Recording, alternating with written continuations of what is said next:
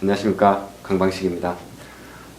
이번 시간에는 산업재해보상보험법에 대해서 한번 짚어보도록 하겠습니다.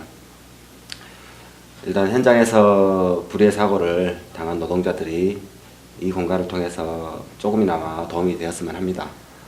일단 여기서 좀 짚고자 하는 것은 어떤 산재법에 대한 어떤 이론적인 개념보다는 어떤 실제적으로 현장에서 좀 접할 수 있는 거, 필요한 부분, 요양 신청을 어떻게 한다든지, 급여의 청구는 어떻게 하는 것인지, 보상은 어떤 식으로 받아야 되는 건지, 이런 것 중심으로 하다 보니까 실제적인 산재법은 많이 추격될 수 있으리라 보여집니다.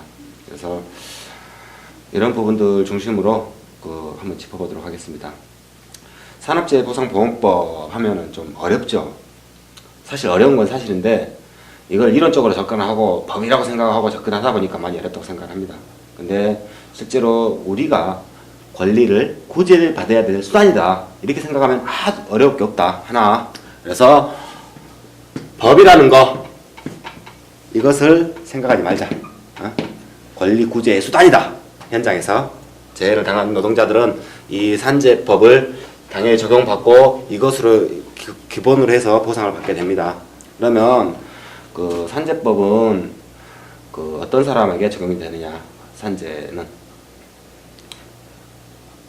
현장에서 사업장에서 임금을 목적으로 근로를 하고 있는 근로자에게 적용됩니다.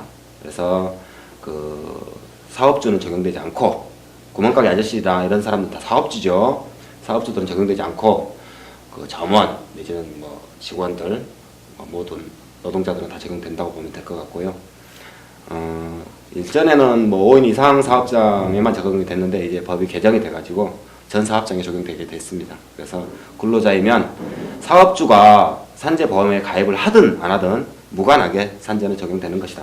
그래서 우리 사장님은 산재 가입 안 했다는데 나는 보상 어떻게 받아야 되나 걱정하지 마시고, 사업장 관할하는 근로복지공단을 방문하시면 자세히 알 수 있으리라 보여지고요. 산재 처리는 가능하게 되니까 일단 산재 처리하는 것을 기본으로 해야 되겠다. 4일 이상 치료를 원하는 재해인 경우에. 그래서 그러면 산재법은 업무상 재해란 뭐냐? 근로자가 작업시간 중에 업무외로 기인해서 발생한 부상, 질병, 어떤 사망 등의 사고를 업무상 재해라고 할 수 있는데요. 이런 것들은 업무상 재해로 인정되고 있다. 또 이런 외상성 어떤 물건으로 맞는다든지 기계에 다친다든지 이런 것이 아닌 어떤 과로성 질병, 뇌출혈, 심근경색, 어떤 뇌경색 이런 것들도 업무 기인성이 입증이 된다면 업무상 재해로 인정받을 수 있다. 그렇지만 이에 대한 입증 책임은 근로자에게 있습니다. 그래서 이런 것들을 재해가 발생했을 때는 정황들, 근무를 어떤 식으로 많이 과다하게 증가가 됐는지, 과로가 누적됐는지 이런 것들 좀 증거를 확보를 해서 청구를 하면은 가능하리라고 보여집니다. 그래서 일단 이 다음에는 그러면 업무상 재해가 어떤 것인지 구체적으로 어떤 유형별로 한번 알아보도록 하겠습니다. 네.